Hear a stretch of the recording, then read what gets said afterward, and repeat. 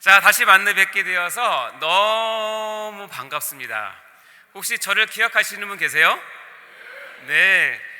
2년 전에 24년 제가 첫 번째 여기 강사로 왔을 때는 어느 날 불현듯 불청객이 찾아온다면 제목을 했었습니다. 그래서 의료적인 부분과 질병에 대한 부분의 어떤 입문 그리고 예방적인 부분들을 같이 했었습니다. 바로 이 장소에서 했던 것 같습니다. 그리고 작년에는 포도주를 조금씩 쓰라라는 주제로 부제는 교회 장로 건강 세움이라는 특강으로 했었고요. 주제는 뭐였냐면 몸과 영혼이 건강한 장로가 교회를 세울 수 있다라는 주제를 했습니다. 그래서 5가지 주제로 저희들 나눴는데요. 자, 오늘은 26년 다시 여러분을 만나뵙게 되었습니다. 제목은 하루아침에 무너질 때입니다.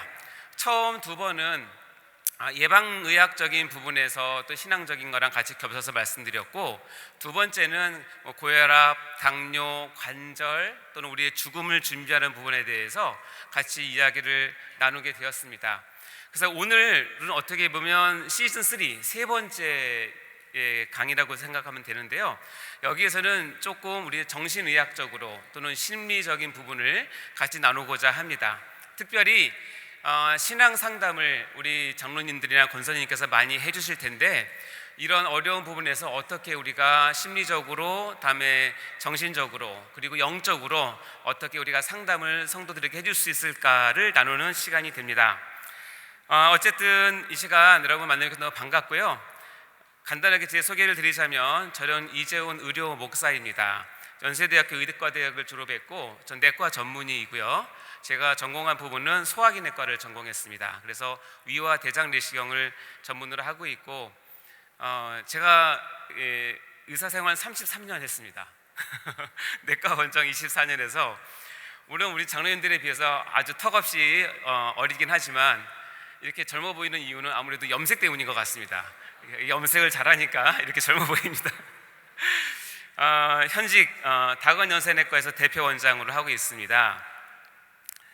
그리고 저는 칼빈대에서 신학대학을 졸업했고요. 조직신학 석사와 조직신학 박사를 취득을 했고, 지금 칼빈 신대원에서 조직신학 조교수로 봉직도 하고 있습니다. 그리고 제가 섬기는 교회는 우리 세해된 교회에서 소강수 목사님 담임하시는 세해된 교회에서 메디컬 처치 담당 의료 목사로 섬기고 있습니다. 자, 오늘 아까 본문 말씀을 쭉 읽었는데요. 우리가 좀 길긴 하지만 좀 빠르게 이 내용은 여러분 다 아시는 내용이니까 한번 저에 따라서 같이 합독해 보도록 하겠습니다. 시작. 하루는 욥의 자녀들이 그 맏아들의 집에서 음식을 먹으며 포도주를 마실 때에 사환이 와서 욥에게 와서 아뢰되 소는 밭을 가고 나귀는 그 곁에서 풀을 먹는데 스바 사람이 갑자기 이르러 그것들을 빼앗고 칼로 종들을 죽였나이다. 나만 홀로 피하였으므로 주인께 아뢰러 왔나이다. 그가 아직 말하는 동안에 또 한 사람이 와서 아뢰되 하나님의 불이 하늘에서 떨어져서 양과 종들을 살라 버렸나이다. 나만 홀로 패하였으므로 주인께 아뢰러 왔나이다. 그가 아직 말하는 동안에 또 한 사람이 와서 아뢰되 갈대아 사람이 이 새무리를 지어 갑자기 낙타에게 달려들어 그것을 빼앗으며 칼로 종들을 죽였나이다. 나만 홀로 패하였으므로 주인께 아뢰러 왔나이다. 그가 아직 말하는 동안에 또 한 사람이 와서 아뢰되 주인의 자녀들이 그들의 맏아들의 집에서 음식을 먹으며 포도주를 마시는데 거친 들에서 큰 바람이 와서 집 내 모퉁이를 치매 그 청년들 위에 무너짐으로 그들이 죽었나이다. 나만 홀로 패하였으므로 주인께 아뢰러 왔나이다 한지라. 욥이 일어나 겉옷을 찢고 머리털을 밀고 땅에 엎드려 예배하며 이르되 내가 모태에서 알몸으로 나와 싸운즉 또한 알몸이 그리로 들어가올지라. 주신 이도 여호와시요 거두신 이도 여호와시오니 여호와의 이름이 찬송을 받으실지어다 하고. 아멘. 오늘 주제는 하루아침에 무너질 때입니다. 부제는 신앙위기관리 매뉴얼이라고 제가 정했는데요. 평범한 하루에 찾아온 날벼락 같은 소식이 있습니다. 자, 우리 장로님과 권사님을 제가 참 존경합니다. 정말 살아오신 인생의 경륜도 풍성하시고 신앙의 연조가 깊으신 분들이십니다. 우리 장로님, 권사님들이 또 매주 교회에서 여러 성도들을 많이 만나실 텐데요. 그들 가운데 이런 경험이 있는 분이 있을 겁니다. 분명히 신앙생활 너무 잘하는데 갑자기 사업이 안 되고 무너지고 가족이 병들고 예상치 못한 사건이 터진 그런 성도들 많이 보지 않습니까? 아니, 어쩌면 지금 이 자리에 앉아 계신 우리 장로님, 권사님들 이야기일 수도 있습니다. 나는 분명히 하나님을 잘 믿고 있는데 왜 내 삶에 이런 풍락이 일어나는지, 왜 하필 그게 지금인지 도무지 이해가 되지 않아서 혹시 답답한 마음으로 여기 앉아 계신 분이 계십니까? 어쨌든 이럴 때 교회의 성도들은 교회 지도자이신 목사님 그리고 장로님, 권사님들을 찾아서 눈물로 물어봅니다. 장로님, 제가 뭘 잘못한 걸까요? 하나님이 저를 버리신 건 아닐까요? 라고 하면 눈물로 자기의 마음을 호소할 것입니다. 자, 우리 여러분은 그러면 그 질문에 어떻게 대답을 하시나요? 이 강의는 바로 이 대답을 성경에서 찾는 시간이라고 볼 수 있습니다. 자, 오늘 본문 13절은 아주 평온한 일상으로 시작합니다. 여기 보면 하루는 이라고 나옵니다. 이 하루라고 하는 것은 히브리어로 욤이라고 하는데 특별한 날이 아닙니다. 아주 평범한 날입니다. 욥을 보면 여느 때와 다름없이 평온한 일상이었던 것 같습니다. 자녀들이 우애 깊게 모여서 식사하는, 어떻게 보면 부모로서는 아주 흐뭇한 날이었죠. 바로 그 평범한 그날 하루, 그 하루에 욥의 모든 세계가 박살이 납니다. 자, 아까도 봤지만 어떤 한 사환이 옵니다. 와서 얘기합니다. 스바 사람이 갑자기 와서 소와 나귀를 뺏었고 종들을 죽였다. 그 첫 번째 보고가 끝나기도 무섭게 그가 아직 말하는 동안에 또 한 사환이 와서 하늘에 하나님의 불이 하늘에서 떨어져서 양들을 죽였고 종들을 살라버렸습니다 라고 보고하는 중간에, 아직 그가 말하는 동안에 이미 누가 와요? 갈대아 사람이 새 무리를 지어서 와서 낙타를 빼앗고 종들을 죽였습니다 라고 보고하는 그 말이 끝나기도 전에, 그가 아직 말하는 동안에 네 번째 사람이 옵니다. 결정적인데요. 거친 들에서 큰 바람이 일어나서 당신들의 자녀들이 지금 머물고 있는 집을 쳐서 그 집이 무너졌어요. 그래서 당신의 자녀들이 다 죽었다고 얘기를 합니다. 자, 이렇게 보니까 이걸 어떻게 정리할 수 있으면 이렇게 정리할 수 있겠죠? 네 번이나 스바 사람이 또는 하나님의 불이, 갈대아 사람이 또는 광야의 큰 바람이 번갈아 가면서 옵니다. 근데 무서운 건 뭐냐면 속도예요. 이게 뭐냐면 성경은 3번 반복합니다. 그가 아직 말하는 동안에, 그가 아직 말하는 동안에, 그가 아직 말하는 동안에.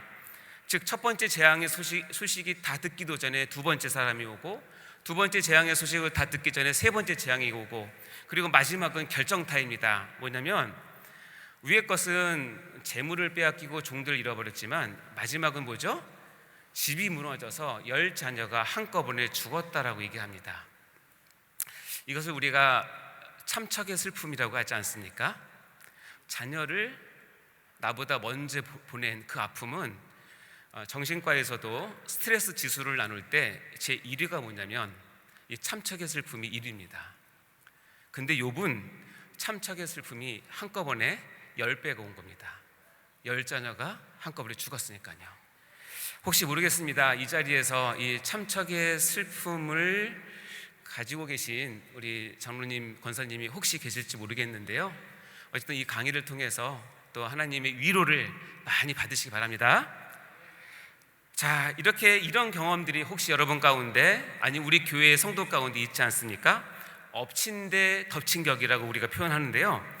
한 가지 문제가 해결되기도 전에 다음 문제가 터졌을 때 그 막막함이란 이루 말할 수 없죠. 오늘 이 시간, 이 특강 시간에 우리는 욥의 이 무너진 하루를 통해서 이 고난의 한복판에서 우리가 붙들어야 될 하나님의 진리가 무엇인지를 나누고자 하는 것입니다.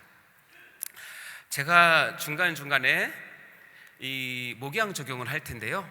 자, 여러분 교회 가운데 혹시 엎친 데 덮친 격의 상황에 처한 성도가 혹시 있다면 오늘 이 이야기를 꼭 좀 들려주십시오. 그리고 그렇게 얘기해 주십시오. 너만 겪는 일이 아니단다. 하나님의 사람 욥도 이런 상황에 처했단다라고 알려주면 그게 그 사람들에는 큰 위로가 됩니다. 제가 국민학교 다닐 때 숙제를 안 해오고 이제 학교에 가면 얼마나 떨립니까? 그렇죠? 그 떨릴 때 아주 희소식이 하나 있습니다. 뭔지 아세요? 반장도 숙제를 안 했다는 얘기 들었을 때 반장이 숙제를 안 했어? 그러면 너무 마음이 편합니다. 왜냐하면 반장이니까 쉽게 봐줄 수도 있고 그냥 넘어갈 수 있겠다고 생각을 하니까. 그래서 반장이 숙제를 안 했다는 말만 들어도 위로가 됩니다. 마찬가지로 엎친 데 덮친 격의 상황이 있는 성도들에게는 너만 그런 게 아니야, 하나님의 사람 욥도 너랑 더 심한 경우도 있었어 라고 얘기해 주면 그 자체가 위로가 됩니다. 제가 이거 어떻게 잘하냐고요? 제가 반장이었기 때문에 아닙니다. 자, 그럼 이제 본론에 들어가서 우리가 고난 가운데 붙잡아야 할 4가지 진리를 이제 하나씩 잠깐 보도록 하겠습니다. 첫 번째는 읽어볼까요? 시작. 고난은 하나님의 부재가 아닙니다. 자, 고난이 닥칠 때 첫 번째 드는 생각은 다 인지상정입니다. 신앙이 좋던 나쁘던, 장로님이든 집사님이든 평신도든, 하나님 지금 어디 계세요? 왜 이것을 안 막아주셨어요? 라는 생각을 할 수밖에 없는 게 우리의 연약함이죠. 근데 그거 아십니까? 욥기 1장에서는 지금 땅에서 욥이 울고 있을 때 하늘에서는 어떤 일이 일어나는지를 보여줍니다. 우리에겐 다소 충격적인 장면인데요, 뭐냐면 천상회의가 벌어지는 장면입니다. 아시겠지만 사탄이 하나님께 도전을 합니다. 이유인즉슨 뭐냐면, 욥이 이유 없이 까닭 없이 하나님을 경외하겠습니까? 하나님이 복 주시니까 그렇죠. 복 다 뺏어가 보세요. 당장 하나님을 욕할걸요. 이게 사단이 하나님께 도전한 내용입니다. 그리고 그 근거는 무엇이냐고요? 사단이 이렇게 얘기합니다. 내가 온 땅을 두루 다 다녀봤는데 하나님 열심히 믿는다고 하는 사람들 가만히 보니까 그 본심은 하나님이 주신 복 때문에 하나님을 열심히 믿지, 그 복 싹 뺏어가 보세요. 당장에 돌아설걸요. 욥이 지금 하나님 보시기에 잘 믿는 것처럼 보이지만 그건 복 받아서 그래요. 복 뺏으면 욥은 하나님을 버릴 거예요 라는 것이 사탄이 하나님께 도전했던 내용입니다. 이 이야기를 들은 하나님은 사탄에게 그 복을 제할 것을 허락하십니다. 근데 단호히 경계를 정하십니다. 이것이 굉장히 중요한데요, 천상의 논쟁에서 결정적인 한 문장이 등장을 합니다. 그것은 바로 욥기 1장 12절 말씀, 같이 한번 읽어볼까요? 시작. 여호와께서 사탄에게 이르시되 내가 그의 소유물을 다 내 손에 맡기노라. 다만 그의 몸에는 내 손을 대지 말지니라. 사탄이 여호와 앞에서 물러가니라. 이 말씀이 우리에게 주는 첫 번째 위로입니다. 다시 말하면 욥의 이 고난과 비극은 하나님의 방관 속에서 일어난 것이 아니라는 뜻입니다. 하나님이 모르는 사이에, 하나님이 깜빡 조시는 사이에 일어난 일이 아니다라는 것을 이 구절에서 말하고 있죠. 하나님은 다 알고 계십니다. 하나님은 다 보고 계십니다. 그리고 사탄이 결코 넘을 수 없는 그 선을, 경계를 직접 긋고 계십니다. 이것을 우리가 신학적으로는 하나님의 섭리이라고 이 얘기를 합니다. 여러분의 사업이 흔들리고 자녀들이 어긋나고 건강에 적신호가 켜졌습니까? 기억하십시오. 하나님은 졸지도 주무시지도 않고 여러분을 보고 계십니다. 아멘. 사탄은 하나님의 허락 없이는 단 1cm, 아니 단 1mm라도 여러분의 삶은 침범할 수가 없는 것입니다. 따라서 성도의 삶에 일어나는 모든 고난은 통제불능의 사고가 아니라 하나님의 주권 아래에 있는 섭리 과정이라는 것을 믿음으로 바라보시기 바랍니다. 이것을 칼빈은 이렇게 얘기했습니다. 하나님의 섭리를 알지 못한다면 이 세상에서 가장 비참한 것이 인생이다. 그러나 섭리를 안다면 그것은 최고의 위로요, 최고의 행복이다 라고 우리에게 섭리의 중요성을 이야기해 줬습니다. 자, 이것을 우리 장로님들, 권사님들 교회에 가서 목양 적용을 어떻게 할까요? 고난당하는 성도에게 이렇게 얘기해 주십시오. 하나님이 이 상황을 모르실 리가 없다라는 것을 먼저 심어주십시오. 그리고 하나님이 보고 계신다는 확신을 주시기 바랍니다. 하나님이 보고 계신다는 확신이 흔들리는 성도는 그 뒤에 어떤 처방을 해도 그것은 백해무익입니다. 이것을 먼저 확인을 해주셔야 된다는 것이다. 그러니까 하나님의 섭리가 너를 여전히 붙들고 있다는 것을 확인시켜 주는 것이 중요하겠습니다. 두 번째 진리입니다. 읽어볼까요? 시작. 고난의 이유를 섣불리 단정하지 마십시오. 자, 교회 지도자가 저지르는 실수 가운데 대표적인 게 이 부분인데요. 누군가 고난을 당할 때 성급히 그 원인을 규명하려고 합니다. 그렇게 풀어내고 싶어 하죠. 야, 너 이번에 11조 제대로 안 냈지? 너 요즘에 기도 등하냐 하더라. 어쩐지 신앙생활에 구멍이 생긴 것 같았어. 너 저번에 주일 빼먹어서 그런 거야. 등등등입니다. 물론 이런 일이 있을 때 우리 자신을 돌아보는 것은 매우 귀한 일입니다. 하지만 욥기의 핵심 전제는 무엇이냐면 까닭 없는 고난이 있을 수 있다입니다. 성경은 욥을 향해서 아예 처음에 이렇게 얘기합니다. 온전하고 정직하여 하나님을 경외하면서 악에서 떠난 자라고 보증을 하고 이 욥기를 시작하는 것이죠. 그래서 그 뒤에 얘기는 뭐냐면 욥이 죄를 지어서 망한 것이 아니다라고 얘기를 합니다. 나중에 다 아시겠지만 욥의 친구들이 와서 이렇게 얘기합니다. 욥한테 네가 죄를 지었으니 이런 꼴을 당하지 얼른 회개해. 이게 욥의 친구들이 욥을 몰아세운 내용입니다. 근데 하나님은 나중에 그 친구들 틀렸다라고 분명하게 선언하시죠. 왜입니까? 그들은 하나님의 깊은 뜻, 즉 이 섭리를 인간의 인과응보라는 틀 안에 가두었기 때문에 그렇습니다. 고난은 결코 단일 요건이 아닙니다. 고난의 이유는 매우 다양합니다. 한번 볼까요? 우리가 성경에서 나오는 고난은 5가지 정도가 있는데 첫 번째는 죄에 대한 징계일 수 있습니다. 물론 그렇습니다. 두 번째는 우리를 단련시키기 위한 훈련으로 고난을 주실 때도 있습니다. 세 번째는 하나님의 영광을 드러낼 도구로 우리에게 고난을 주시는 수도 있습니다. 네 번째는 지금 나의 당한 고난이 다음 사람이 당한 고난을 미리 당하게 함으로 그 사람을 진정으로 위로하게끔 나를 쓰시기 위해서 내가 먼저 고난을 당하는 경우도 있습니다. 그리고 다섯 번째는 혹은 이 땅에서는 영영이 그 고난의 이유를 알 수 없는 하나님의 신비일 수도 있습니다. 이처럼 이 5가지 고난의 이유가 때로는 중복되어 오기 때문에 누군가 고난을 당할 때 함부로 판단하지는 마십시오. 또한 나 스스로도 정죄의 늪에 빠뜨리지 마십시오. 중요한 것은 뭐냐면 이유는 몰라도 됩니다. 이유는 몰라도 해결 방법이 지금은 안 보여도 이것만 붙잡으면 되는데 성도를 향한 하나님의 섭리는 굳게 서 있다는 것을 믿으시기 바랍니다. 아멘. 여러분 이제 목양 적용을 이제 가셔서 하신다면 이렇게 하시면 됩니다. 고난당하는 성도 앞에서 그 이유를 성급하게 규명하지 마십시오. 왜를 물으더라도 괜찮습니다. 이유를 아는 것보다 더 중요한 것은 뭐냐면 그 이유를 쥐고 계시는 하나님을 신뢰하도록 이끄는 것입니다. 욥의 친구들의 잘못을 여러분 반면교사로 삼으시면 됩니다. 자, 세 번째 고난에 대한 진리는 이것입니다. 읽어볼까요? 시작.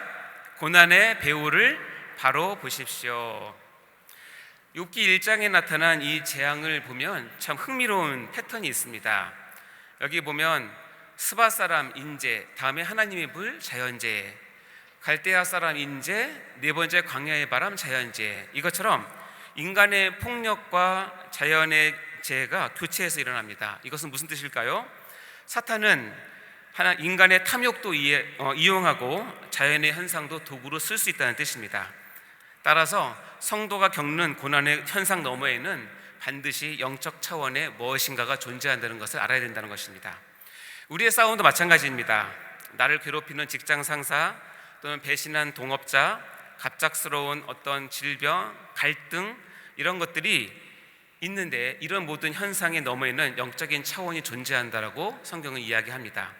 그래서 에베소서 6장 12절에는 이렇게 이야기를 합니다. 우리 같이 읽어보겠습니다. 시작. 우리의 씨름은 혈과 육을 상대하는 것이 아니요 통치자들과 권세자들과 이 어둠의 세상 주관자들과 하늘에 있는 악의 영들을 대함이라. 여기 나온 통치자, 권세들, 이 어둠의 세상 주관자들, 악의 영들은 한마디로 얘기하면 사탄의 다른 명칭이라고 생각하시면 됩니다. 자, 어쨌든 여러분 이런 일이 있을 때 사람과 싸우지는 마십시오. 환경과 싸우지 마십시오. 그 배후에 우리를 무너뜨리려는 사탄의 전략을 우리가 간파해야 하는 것입니다. 사탄의 목적은요, 우리의 재산을 빼앗는 것이 아닙니다. 사탄의 진짜 목적은 무엇인지 아십니까? 우리들의 입에서 하나님을 향한 원망이 터져나오게 하는 것, 이것이 바로 사탄의 진짜 목적이기 때문에 그렇습니다. 욥의 제사는 도구였고요, 목표는 신앙의 파괴였습니다. 우리 성도들에게도 사탄의 전략은 동일하게 적용이 됩니다.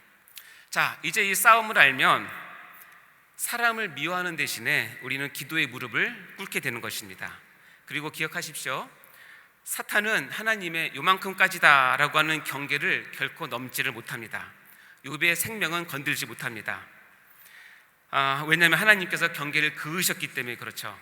하나님의 허락하신 범위 안에서만 사탄은 움직입니다.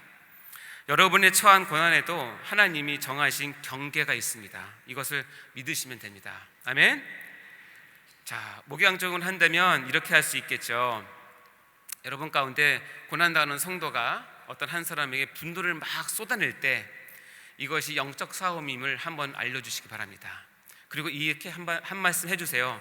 사랑과 싸우지 마세요. 우리 같이 기도해 봅시다 라고는 이 말 한마디가 그 성도의 방향을 바꾸게 되는 것입니다. 자, 마지막 네 번째는 고난 앞에서 애통과 예배는 모순이 아닙니다 라는 내용입니다. 욥기 전체에서 가장 아름다운 장면이 이 장면에서 나오는데, 모든 것을 잃은 욥의 반응을 한번 볼까요? 욥기 1장 20절 읽어보겠습니다. 시작. 욥이 일어나 겉옷을 찢고 머리털을 밀고 땅에 엎드려 예배하며 라고 되어 있습니다. 자, 욥은 겉옷을 찢고 머리털을 밀었습니다. 고대 근동에서 이것은 극심한 어떤 슬픔의 표현입니다. 신앙이 좋다고 해서 아프지 않은 척, 슬프지 않은 척 할 필요는 없습니다. 예수님도 나사로의 무덤 앞에서 우셨습니다. 시편을 보면요, 온통 하나님 앞에서 울부짖는 소리로 가득 차 있습니다. 그래서 목양 현장에서 주의할 점이 있는데, 고난당하는 성도들한테 너무 빨리 빨리 감사해, 범사에 기뻐해 라고 요구하는 것입니다. 감정을 억누르고 신학적인 결론으로 빨리 이동하게 강요를 하면 그 성도분들은 정직한 슬픔을 표현할 기회를 잃게 되고 속으로 골마가게 되고 심하면 정신병까지 갈 수도 있습니다. 하나님은 우리의 고통을 두려워하지 않으십니다. 오히려 정직한 슬픔은 불신앙이 아니라 하나님을 향한 가장 진실한 호소입니다. 따라서 우리가 하나님 앞에서 마음껏 울게 두십시오. 이것이 정신 건강에도 매우 유익하고 영적 회복에도 큰 유익이 됩니다. 이것을 정신과 용어로 벤틸레이션이라고 얘기합니다. 이것을 정서적 환기라고 표현을 하는데요, 우리가 울고 하면서 우리의 감정을 하나님 앞에 쏟아놓으면 정서적 환기가 일어나고 이 벤틸레이션은 카타르시스로 변하면서 실제적인 영적인 치유를 맛볼 수 있기 때문에 여러분, 우는 것은 굉장히 귀한 일입니다. 그러나 욥은 울음에서 멈추지 않았죠. 슬픔의 한 복판에서 그는 땅에 엎드려서 예배를 했습니다. 성경은 울었다는 말과 예배했다는 말이 지금 동시에 기록되는데요, 이 예배는 감정이 좋아서 상황이 이해돼서 드리는 예배가 아닙니다. 이것은 한마디로 말하면 의지적 결단으로 드리는 예배입니다. 이것이죠. 하나님, 지금 내 상황은 엉망진창이고 내 가슴은 찢어지지만 그럼에도 불구하고 당신은 여전히 나의 하나님이십니다 라고 선포하는 것이 그 예배입니다. 우리의 신앙은 이해가 선행되는 것이 아니라 하나님에 대한 신뢰가 먼저임을 기억하시기 바랍니다. 목양 적용을 해볼까요? 여러분 교인 가운데, 성도 가운데 고난당하는 성도가 와서 운다면 함께 울어주십시오. 울 때까지 두십시오. 티슈를 꺼내서 손에 쥐어주시고 같이 울어주십시오. 이것이 첫 번째입니다. 그리고 때가 되면 예배로 이끌어 주십시오. 예배에서 만나는 하나님의 말씀, 예배에서 만나는 찬양, 기도, 성도의 교제가 그 사람에게는 온전한 치유의 도구가 될 수 있습니다. 이것이 지도자의 역할입니다. 결론을 보겠습니다. 주어를 바꾸면 해석이 달라지는 것이 이 욥기의 결론인데요, 이 욥의 마지막 고백은 이 고난이라고 하는 것이 우리를 어디로, 어디까지 그리고 왜 이끌어가는지를 보여주는 귀한 신앙의 고백이 됩니다. 욥기 1장 21절 말씀, 여러분 잘 아시는 말씀인데요, 같이 한번 읽어보겠습니다. 시작. 이르되 내가 모태에서 알몸으로 나와 싸운즉 또한 알몸이 그리로 돌아가올지라. 주신 이도 여호와시요 거두신 이도 여호와시오니 여호와의 이름이 찬송을 받으실지어다 하고. 아멘. 여기서 중요한 것은 욥의 말입니다. 이 욥의 고백의 단어들을 가만히 보면 고난에 대한 그의 신앙을 보여주고 있는데요, 자, 여기 보시면 일반적인 사람들은 이렇게 얘기합니다. 스바 사람이 내 것을 빼앗아 갔다 라고 얘기를 합니다. 그러나 욥은 그렇게 얘기하지 않습니다. 태풍이 내 자녀를 죽였다 라고 얘기하지 않습니다. 욥은 모든 주어를 여호와로 돌립니다. 주신 이도 여호와시요 거두신 이도 여호와시라고 얘기합니다. 내가 망했다가 아니라 하나님께서 거둬가셨다, 허락하셨다고 얘기합니다. 내가 뺏겼다가 아니라 하나님께서 돌려드렸다라고 얘기한다는 것입니다. 여러분, 혹시 사업이 무너졌을 때 내가 망했다라고 말하는 것과 하나님이 이것을 허락하셨다라고 해석하는 것이 얼마나 다릅니까? 사람에게 배신당했을 때 저 사람이 나를 버렸다라고 말하는 것과 하나님이 이 상황을 허용하셨고 뭔가 목적이 있으실 것이다라고 해석하는 것과는 얼마나 큰 차이가 있을까요? 여러분, 언어가 바뀌면 해석이 바뀌고 해석이 바뀌면 방향이 바뀝니다. 방향이 바뀌면 우리 신앙을 지킬 수가 있습니다. 그렇게 하면 우리 영혼이 바로 서게 됩니다. 이것이 목양의 핵심입니다. 힘들어하는 성도가 이 사건을 해석하는 언어를 바꾸도록 도와주시면 감사하겠습니다. 하나님은 욥기 마지막에 가서야 나타나시지만 끝끝내 고난의 이유는 설명하지 않으십니다. 다만 당신의 크심을 보여줍니다. 그때 욥은 고백합니다. 전에는 귀로만 들었는데 이제는 눈으로 직접 봅니다 라고 하나님을 고백합니다. 사랑하는 장로님, 권사님 여러분, 고난은 우리에게서 많은 것을 앗아갑니다. 단 하나만 남깁니다. 바로 하나님입니다. 사탄은 욥이 복 때문에 하나님을 믿는다고 조롱했지만 욥은 그렇지 않다는 것을 증명해 보인 것입니다. 욥이 모든 것을 잃었을 때 남은 것은 무엇입니까? 하나님뿐입니다. 그때 드러나는 질문이 있습니다. 이것이 욥기 전체의 핵심인데요, 이 질문입니다. 하나님만으로 충분한가? 따라해 볼까요? 하나님만으로 충분한가? 이것이 욥기 전체의 핵심 질문인데요, 사탄의 도전은 결국 이것이었습니다. 욥이 하나님을 믿는 건 복 때문이야. 복 뺐으면 하나님을 버릴 거야 라는 것이 사탄의 도전이었죠. 자, 우리 자신을 한번 돌아보도록 하겠습니다. 여러분은 평소에 무엇을 믿습니까? 하나님 플러스 건강, 하나님 플러스 재산을 믿습니까? 하나님 플러스 가족, 하나님 플러스 명예를 믿습니까? 근데 이 고난이라고 하는 것은 여기에 나온 플러스 무엇인가를 걷어내는 효과를 준다는 것입니다. 그리고 묻습니다. 하나님만으로 충분한가? 이것이 욥기의 가장 중요한 고난의 이익이죠. 욥기 42편 5절을 한번 읽어보겠습니다. 욥의 고백인데 우리의 고백이 되었으면 좋겠습니다. 시작. 내가 주께 대하여 귀로 듣기만 하였사오나 이제는 눈으로 주를 배웁나이다. 아멘. 하나님은 욥기 마지막에서조차도 고난의 이유를 끝끝내 설명해 주지 않으십니다. 대신 하나님 자신의 크심을 보여줍니다. 욥은 설명 없이도 거기에 무릎을 꿇습니다. 이것이 믿음입니다. 사랑하는 장로님들도 모두 이런 믿음을 수여하시길 간절히 소원합니다. 실은 우리 지난 주일 예배 때 소강성 담임 목사님께서 이 부분 욥기를 또 설교를 하셨어요. 겹치겠는데 그때 했던 말씀이 저에게 딱 들어온 말씀이 그거였는데, 하나님을 제대로 만나면 질문 60만 가지가 사라진다라고 말씀하셨어요. 이게 바로 그 내용이라고 보입니다. 고난은요, 우리의 신학적인 지식을 넓히는 통로가 아닙니다. 하나님에 대해서 아는 것에서 이동해서 하나님 자체를 아는 것으로 우리를 옮깁니다. 이것이 바로 고난이 그 자리로 이끌어가는 하나님의 통로이기 때문에 그렇습니다.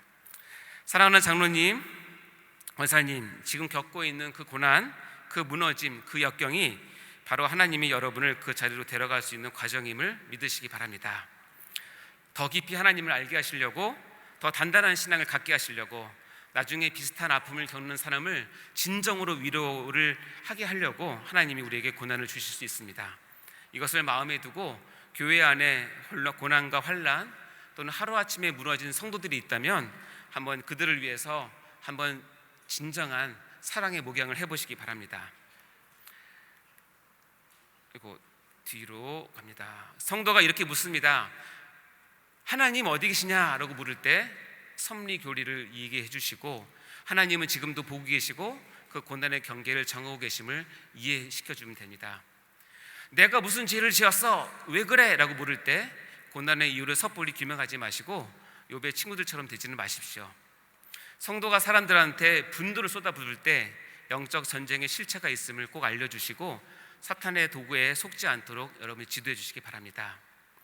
성도가 무너져 울 때 먼저 함께 울어주십시오. 이것이 첫 번째입니다. 그리고 때가 되었을 때 예배의 자리로 이끌어 주십시오. 감정이 아닌 의지적 결단으로 하나님 앞에 나오도록 도와주시면 됩니다. 그리고 마지막, 성도가 원망의 언어를 사용할 때 그 사건의 주어를 여호와로 바꿀 수 있도록 도와주십시오. 언어가 바뀌면 신앙이 바뀝니다. 이제 강의를 마무리하도록 하겠습니다. 사랑하는 장로님, 권사님, 여러분이 목양하는 성도님들 가운데 이 고난당하는 자들이 반드시 있습니다. 그리고 우리 스스로도, 여러분 자신도 그 고난에서 예외는 아닐 것입니다. 욥기는 우리에게 이렇게 말을 하고 있습니다. 고난은 우리에게서 많은 것을 실제로 앗아가지만 단 하나를 남깁니다. 바로 하나님입니다. 욥은 하나님만으로도 충분하다는 것을 온몸으로 증명해 보였습니다. 자, 지도자인 여러분이 먼저 이 확신을 가져야 합니다. 그래야 고난 중에 있는 성도들에게 이 진리를 전할 수 있습니다. 목양은요, 가르치는 것이 아니라 살아낸 것을 나누는 것이기 때문에 그렇습니다. 그 찬양 있지 않습니까? 괴로울 때 주님의 얼굴 보라, 하나님 사랑의 눈으로 나를 언제나 바라보시고라는 찬양이 있습니다. 우리 이 시간 오늘 말씀을 붙들고 이 찬양을 같이 올려드리며 고난 가운데서 우리를 사랑하시고 우리를 이끄시고 우리에게 힘주시고 우리를 다시 사용하실 주님께로 우리 같이 한번 나갔으면 좋겠습니다.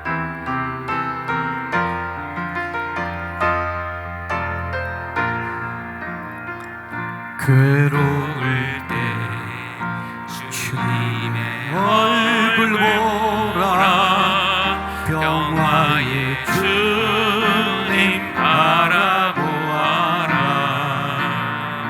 세상에서 시달린 친구들아,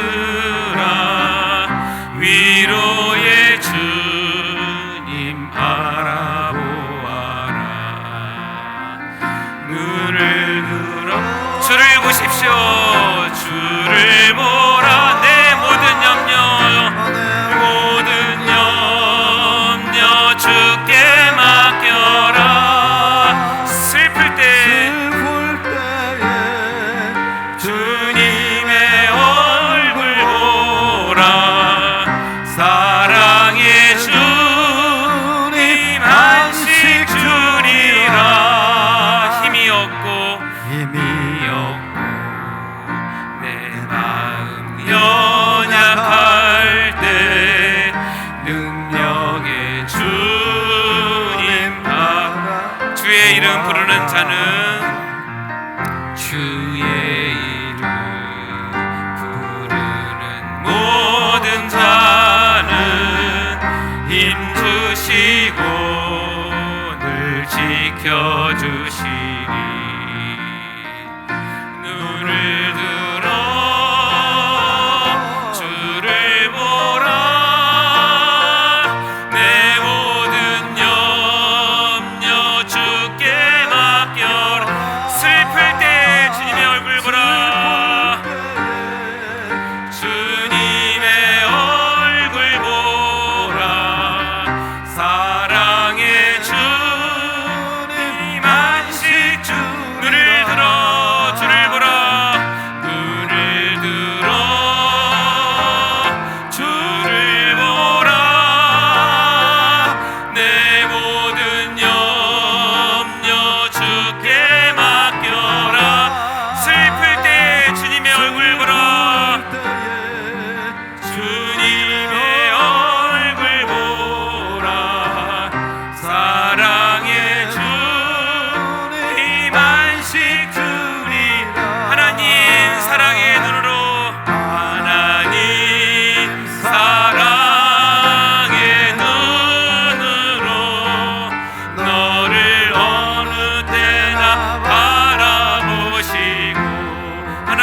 십자기로서 인자한 귀로 언제나 너에게 기울이시니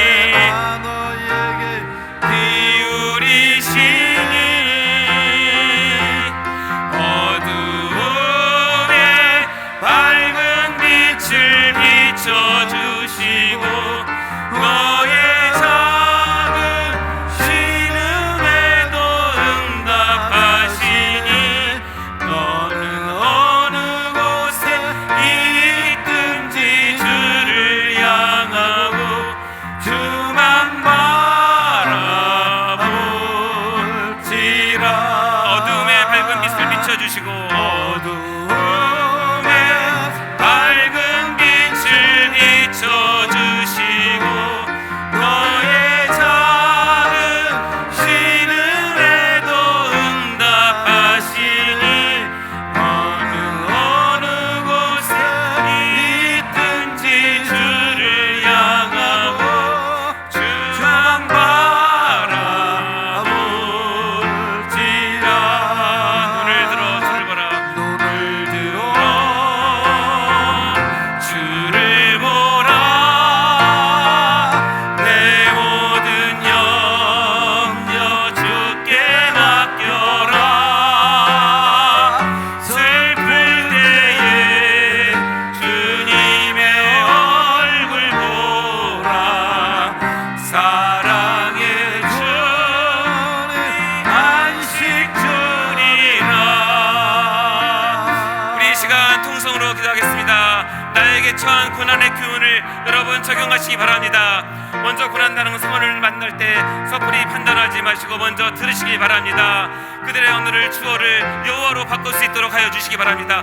그리고 함께 예배 자리로 나오시기 바랍니다. 여러분도 회복될 것이고 교회도 회복될 것입니다. 이 시간 주여 외치고 같이 기도하도록 하겠습니다.